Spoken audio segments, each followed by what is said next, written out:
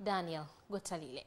Mahakama ya Hakimu Mkazi Kisutu imeahirisha kesi mbili zinazomkabili mwenyekiti wa Chama cha Demokrasia na Maendeleo Chadema Tundu Antipas Lissu, kesi ya uhaini pamoja na kuchapisha taarifa za uongo kupitia mtandao wa kijamii mpaka Juni 2 mwaka 2025 upelelezi utakapokamilika. Hii ni ripoti ya Mariam Shabani, alikuwepo katika Mahakama ya Hakimu Mkazi Kisutu hii leo.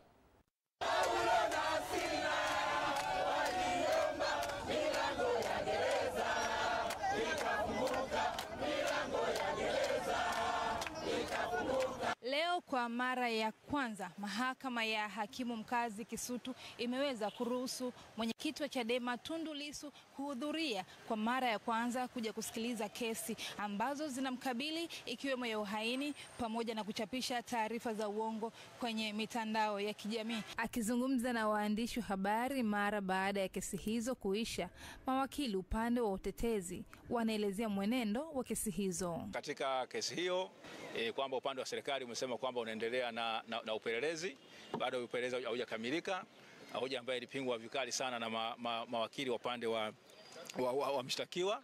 Na hapo kumbuke hii ni kesi ya uchunguzi wa awali, kwa sababu mahakama hii haina mamlaka ya kusikiliza hiyo kesi.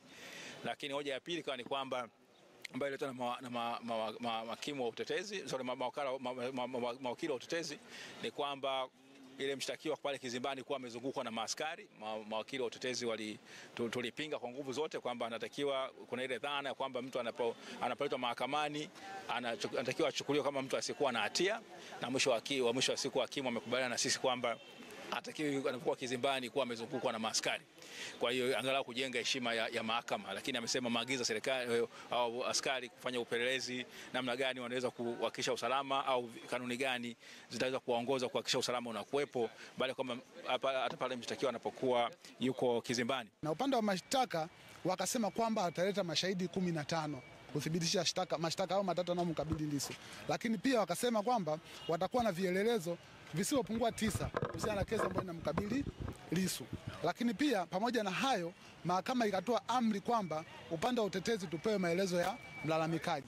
Kwa mlalamikaji sasa tujui ni nani ambaye alienda kutoa taarifa hiyo polisi kusema kwamba Lissu katenda makosa ya jinai. Kwa hiyo maelezo kwa mujibu wa sheria tuna haki ya kupewa. Kwa hiyo mahakama imeelekeza kwamba tupewe hayo maelezo ya mlalamikaji kwenye hili shauri. Ni nani alienda kutoa taarifa hizi polisi mpaka Lissu kukamatwa. Aidha, kwenye kesi ya uhaini ambayo ipo mbele ya hakimu mkazi mfawidhi Franco Kiswaga amewataka wananchi watakaofika kusikiliza kesi hiyo kupunguza mihemko, akiwaagiza viongozi wa chama hicho kuelekeza wanachama wao kuzingatia misingi ya mahakama. Kwa upande wa kuchapisha taarifa za uongo kwenye mtandao wa YouTube, Lissu alikana kuchapisha taarifa yoyote kwenye mtandao, badala yake ana ushahidi kuhusu hilo. Katika mambo 9 aliyosomewa mahakamani hapo, Lissu amekubali maelezo ya jambo moja linalohusu jina lake, cheo chake na mahali anapoishi, lakini mengine ameyakataa. Kesi zote mbili, kesi ya uhaini pamoja na kesi ya kuchapisha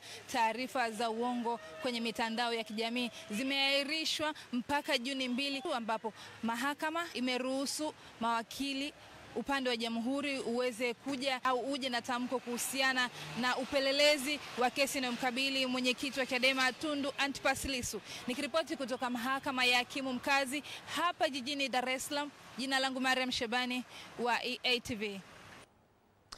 Naam, tukiachana na kesi, nafahamu watu tutakiwa kuzungumza zaidi kuhusu kile kinachoendelea mahakamani, lakini kwenye uga wa siasa bado kuna mambo mengi sana yanaendelea. Ndio maana ukipita katika ukurasa wetu wa East Africa TV hii leo, swali la siku linauliza, je, unaamini siasa ni maisha? Nisome jumbe zenu.